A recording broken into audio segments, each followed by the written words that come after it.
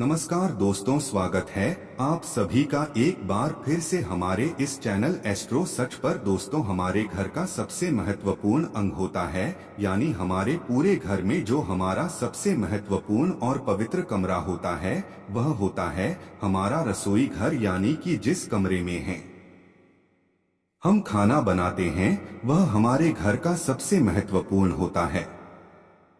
वास्तुशास्त्र में घर के हर एक कोने को लेकर कुछ जरूरी नियम बताए गए हैं। वहीं वास्तु में घर के किचन से संबंधित भी कई बातें बताई गई हैं। अगर इन बातों का ध्यान न रखा जाए तो व्यक्ति की घर की बरकत चली जाती है, सुख शांति खो जाती है। कहते हैं कि किचन में किसी प्रकार का वास्तु दोष परिवार के सदस्यों के जीवन पर नकारात्मक प्रभाव डालता है। वास्तु में रोटी बनाने को लेकर कुछ नियम बताए गए हैं।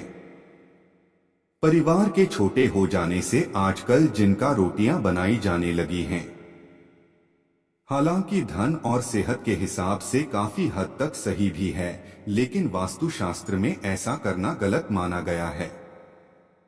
वास्तु जानकारों का कहना है कि रोटी संबंधित यह गलतियां करने से ग्रहों की स्थिति खराब होती है, घर की सुख शांति समृद्धि और परिवार के सदस्यों की सेहत खराब हो जाती है।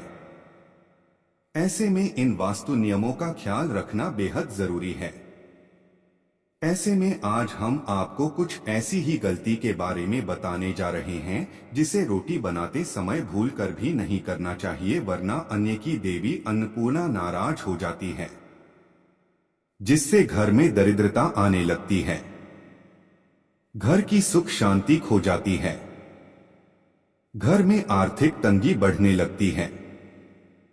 तो दोस्तों, कौन सी है वो गलती जिसे हमें रोटी बनाते वक्त नहीं करना चाहिए, चलिए जानते हैं। लेकिन उससे पहले आप सभी से एक प्रार्थना है कि अगर आप इस चैनल पर पहली बार आए हैं और आपको ऐसी ही ज्ञानवर्धक वीडियो देखना पसंद है तो इस वीडियो को लाइक कर के चैनल को सब्सक्राइब कर लीजिएगा।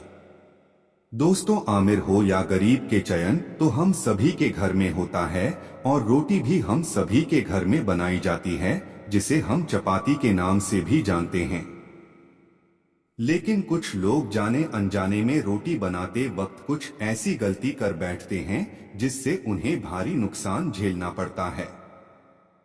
इसलिए दोस्तों, ध्यान रहे कि आज हम आपको जो गलती बताने वाले हैं उन्हें आपको भूलकर भी नहीं करना है, और यदि आप ऐसी गलती कर रहे हैं तो उन्हें तुरंत ही सुधार लेना ही। तो दोस्तों, अगर पहली गलती के बारे में बात की जाए जिसे हम रोज करते हैं, वो है गिनकर रोटी बनाना। जी हाँ दोस्तों, आपने सही सुना। अधिकतर घरों में आपने देखा होगा, या फिर हो सकता है कि आपके घर में भी ऐसा होगा कि सदस्यों के हिसाब से एक एक रोटी गिनकर बनाई जाती है, जिससे कि ज्यादा या फिर कम रोटी न बने। लेकिन वास्तुशास्त्र के अनुसार रोटियां कभी भी गिनकर नहीं बनानी चाहिए, क्योंकि इससे घर में दरिद्रता का वास हो जाता है, क्योंकि अनाज में अन्नपूर्णा का वास होता है। ऐसे में रोटी गिनकर बनाने से मां अन्नपूर्णा और मां लक्ष्मी रुष्ट हो जाती हैं, जिसके कारण धन हानि के साथ घर में खाने तक की कमी हो जाती है। इसलिए वास्तुशास्त्र के अनुसार घर में जितने सदस्य हैं उनके हिसाब को लेकर हमेशा 4 से 5 रोटी ज्यादा बनानी चाहिए। इससे मां अन्नपूर्णा प्रसन्न रहती हैं और आर्थिक स्थिति सही हो जाती है। आप दूसरी जो गलती है जिसे हमें नहीं करना चाहिए वह है आटे को गूंथने के बाद फ्रिज में रख देना। जी हाँ दोस्तों, वास्तुशास्त्र में कहा गया है कि कभी भी आटे को गूंथने के बाद फ्रिज में नहीं रखना चाहिए, और न ही इस आटे को रोटी बनाने के लिए इस्तेमाल करना चाहिए। बासी आटे के प्रयोग से परिवार में क्लेश बढ़ता है। बासी रोटी का संबंध राहों से होता है, इसलिए बासी रोटी खाने से भी बचना चाहिए। आप यह रोटियां कुत्ते को दे सकते हैं। दोस्तों, आपने कई लोगों को देखा होगा कि वे रोटी बनाने के बाद चकले और बेलन को बिना साफ किए ऐसे ही रख देते हैं, लेकिन वास्तुशास्त्र के अनुसार अगर आप रोटी बनाने के बाद चकला और बेलन ऐसे ही छोड़ देते हैं तो आपको इसका अशुभ परिणाम झेलना पड़ सकता है। साथ ही इससे आपके घर में दरिद्रता भी आने लगेगी और ऐसा करने से माता लक्ष्मी रुष्ट होकर घर से चली जाती हैं।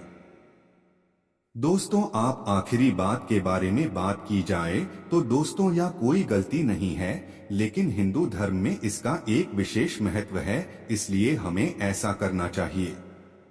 दोस्तों, वास्तुशास्त्र में बताया गया है कि रोटी बनाते समय सबसे पहले गाय के लिए एक रोटी जरूर बनाएं। इस रोटी के ऊपर एक रोटी के बराबर लोई भी रखें और मीठे में गुड़, चीनी या फिर शहद लगाएं। इसके साथ ही अंत में एक रोटी बनाएं जो कुत्ते के लिए हो। रोजाना इस दिनचर्या को अपनाने से मां अन्नपूर्णा के साथ माता लक्ष्मी का आशीर्वाद मिलता है। इसके साथ ही कुत्ते को रोटी खिलाने से शनि दोष, साढ़े साती और ढैया से राहत मिलती है।